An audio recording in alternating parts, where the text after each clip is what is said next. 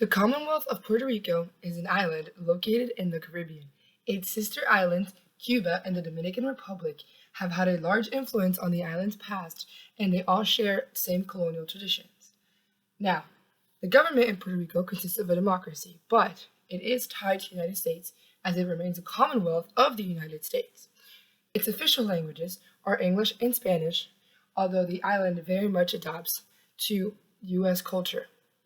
Tourism is the island's biggest emphasis as it has beautiful beaches, rainforests, mountains, and just about every aspect of a tourist country that you can think of.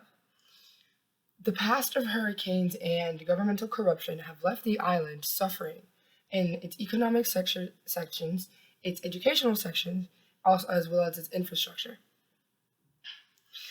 It's been a very big debate whether the island can make it past these events or if it should combine with the US and become the 51st state. Now, several referendums have been had regarding this matter, but no actual conclusion has been made yet.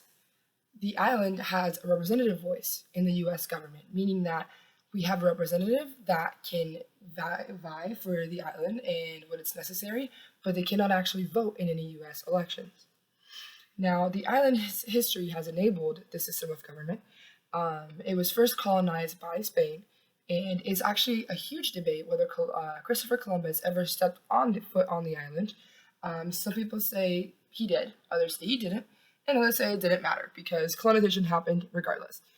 It used to have a huge population of Taino Indians, which could be found in Cuba and the DR as well. It used to be also divided by chiefdoms. And the island has actually maintained a lot of them in its names. A very famous chief's name is Aguaybana, and there's a city on the island named Guaynabo. Now, once the Spanish colonized Puerto Rico, that slave population, they became a slave population, and the native population actually declined a lot. The island has a very good vantage point in terms of defending and serving as a military standpoint. And so Spain really used the island as much as it could, extracting as much resources as it could from the island. And it wasn't until the Spanish-American War that the U.S. stepped in, and for a minute, it seemed as though this is probably the best thing that could happen to the island in regards to bettering its infrastructure, bettering its economic status, and bettering its education. There was a lot of growth on the island at the beginning when the U.S. first stepped in, but the U.S. was very strict in its governmental form on the island, and that didn't really work out for the Puerto Rican culture. And so with many changes, the island got to where it is today. Especially in 1950s, the governor Luis Munoz Marin had a huge impact on getting some rights back on the island and establishing that, yes, we are a Commonwealth of the U.S., but we have our own rights. And the island actually was peaking towards independence. The event called Grito de Lares was an event that took place, and it lasted only a day, but it's just a show of how the island has pushed and has a past of independence movements. The continuous debate on statehood is basically what really divides the island's government. It's not divided as the U.S. government is between conservatives or progressives. It's more so divided over whether Puerto Rico should pursue independence, should pursue its current status, or should pursue becoming a state. Puerto Rico currently imports about 95% of its food, which is a big deterrent from independence, and that really has kept the island from becoming self-sufficient. It's been forced to be reliant on the U.S. for many, many years, and that connection has only gotten worse. There was a point on the island where it was very much self-sufficient, where it was trading with its nearby islands, where it was able to maintain itself, but because of the switch into a tourism economy and into an industry economy back in the 20th century, it has struggled a lot in becoming self-reliant. And then on top of that, there's been many hurricanes and actually earthquakes hitting the island back to back in the past several years. Hurricane Maria left some people without power for almost a year, living under sheds and having to drive 2-3 hours just to get water and food. this is a personal story, but my dad actually went to the island right after Maria, and he said, "I don't want you to go." He said, "I don't want you to see the island. I don't want you to see what it's become. Everybody is just struggling to get by. There's no gas. There's no food, and the biggest issue that came to light is Puerto Ricans have always been very aware of the corruption in the government. Um, it's nothing new, and especially starting with the '90s governments, people started really becoming active and taking a role in what was going on because this big switch in economy has led to more people living in the cities, more people being involved in modern society. And what happened with Hurricane Maria was that the governor was stashing millions of supplies and keeping them from people and profiting off of it and putting it in his pocket. And on top of that, was making very, very disgusting comments regarding several people of the government cabinet and outright just being very opposite of what a governor should be. And this highlighted what has become a cycle of corruption in Puerto Rican government.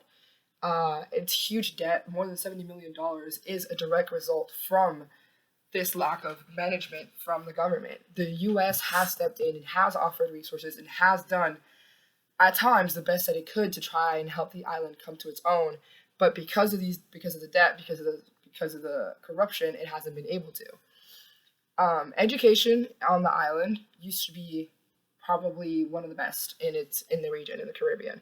It used to have La UPR, which is the University of Puerto Rico. It's very much like the California central system for universities, and it used to have some of the best professors and some of the best teachings. But with the hurricanes and with the mismanagement of money and everything that's taken place, it's now become common for these places to be more so protest sites than actual education sites. It's normal, for example, when school starts up in August, that's when they vote on the budget for schools, and usually gets less and lesser and lesser. And so what ends up happening is instead of school starting, it'll start for 1 or 2 weeks, and then it becomes a protest site for a month, 2 months, and that's a month and 2 months that you are not getting, students are not receiving an education. Um, Second to that would be healthcare. The island has, same as the United States, has some public healthcare and some private healthcare, and it has its negative and its positives. Public healthcare is very much accessible to everybody, but because of how cheap it is, the island makes sure that the amount of things that are covered under it are very minimal. And so a lot of people have been caught in the cycle of trying to pay for their medical bills, but also trying to get out of their current economic situation. Now, those that can afford private healthcare struggle with the fact that it's actually the negative of private healthcare regards more the actual providers, so doctors, hospitals, and all of that. Both of my parents were doctors on the island, and they would say how people would receive their services, but the doctors and the hospitals wouldn't get paid. They would have to wait months to get paid, and they would have to keep a tally on the amount of things that they haven't been paid for, and they'd have to keep a tally on the supplies that they ordered that haven't gotten in, and they'd have to keep a tally, and so it becomes more so a struggle for everybody actually providing the services because they're not receiving payment for all the work that they're doing. And then on top of that, this is more of an infrastructure issue that the island has, but it has struggled with completely joining the technological age. And so a lot of medical files, a lot of educational books and textbooks and all of it remains on paper. So it very much becomes inaccessible when some schools make that switch online, but some still remain on papers. And there's like, you're on different planes trying to teach the same thing. And it's very, very difficult as a student, as a professor, as a medical provider to abide by all these changes. Corporate investments on the island probably control a huge section of the economy. As I was stating back to tourism and industry, but the problem with these corporate investments is that they are focused on making profit, not focused on the actual progress of the island. They are focused on immediate growth over long-term progress. And that seems to be an issue that a lot of Latin American countries have struggled with because they will have momentarily relief from the economic depressions and the wars and the effects of terrible government. But then it is a short-term relief because they still have not gotten workers protections. They still have not gotten paid vacations. They still have not gotten, paid leave. They still have not gotten all the things that will ensure that this is a long-term growth. And since corporate just wants to make money, they focus on what provides this money. In terms of religion, the island is very much Catholic. Is very, very much Catholic, especially the private schools will push a Catholic agenda on students, and most of the island is religious in some way, shape, or form. 70% is Catholic, about 25% is Protestant, and then the other percentage is either a mixed bag or a new common trend among the younger generation has been actually rejecting religion, which I think is just common of the younger generation in and of itself. Um, in terms of crime, the island has always had a history of violence because of the poverty rate on the island, but violence has shifted from violence has shifted from mostly stealing to actual organized crime in sections of the island. Because what happens is when you go from that agricultural economy where everybody's split and the only thing you steal is just to subsist versus living in a city where now you can congregate between other people, especially when you don't have that education, you don't have kids going to school, and you don't have kids at basketball practice or baseball practice or anything like that. You don't have kids involved. What ends up happening is they get caught up in this lifestyle, and instead of getting out of the economic situation, they remain in it and they empower it. And so it becomes this sort of lavish lifestyle. I did one of my sections, one of my discussions was on the movie by the rapper Daddy Yankee, and it was about his life, and it was about how he was caught up in the projects and how he was the head of the projects and making money and all of that. And he said that could have been me if I had not shifted to music, if I had not left. And that's what ends up happening to a lot of these kids. The crime rate is mostly in regards to gun violence and just gang violence. It's not really in regards to people want, the U.S. phenomenon with serial killers or anything like that. It's mostly regarding to this gang violence establishing dominance. And yes, a lot of people still need food to live. They need to feed their kids. They need to make sure their families are okay and know that it's not an excuse to behavior, but it's a huge explanation as to why there is such a crime rate on the island. The last thing I want to touch on really quickly is holidays and important places on the island. So special holidays the island has are the Three Kings Day, which is in January 6th, and it celebrates the arrival of the three kings to give baby Jesus presents after his birth in the stable. And it's a huge thing on the island, especially in the Caribbean as well.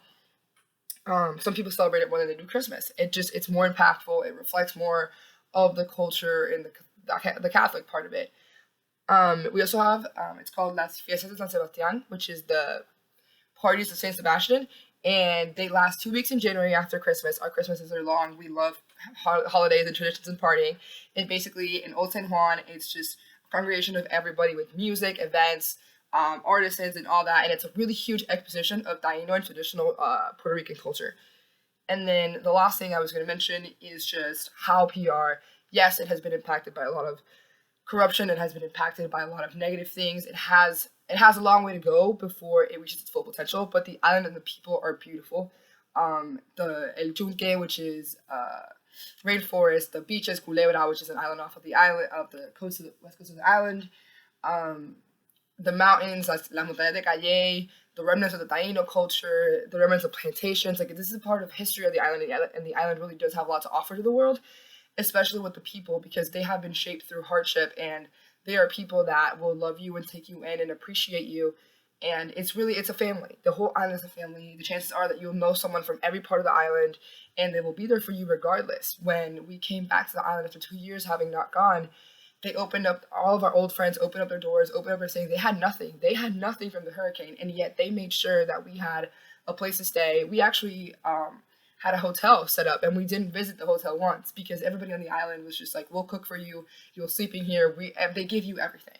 And I think that's a huge part of the island that a lot of people miss out on. And I would recommend that if you ever have the chance to visit, please do, because there is more to the island than just the crime rate, the violence, and everything that's been heard about the island. It's a beautiful place, and don't miss out on it because of its history or because of all the way it has to go, the people and the food, especially the food. It's all homemade, it's made from the heart, and that's probably the best part about the island.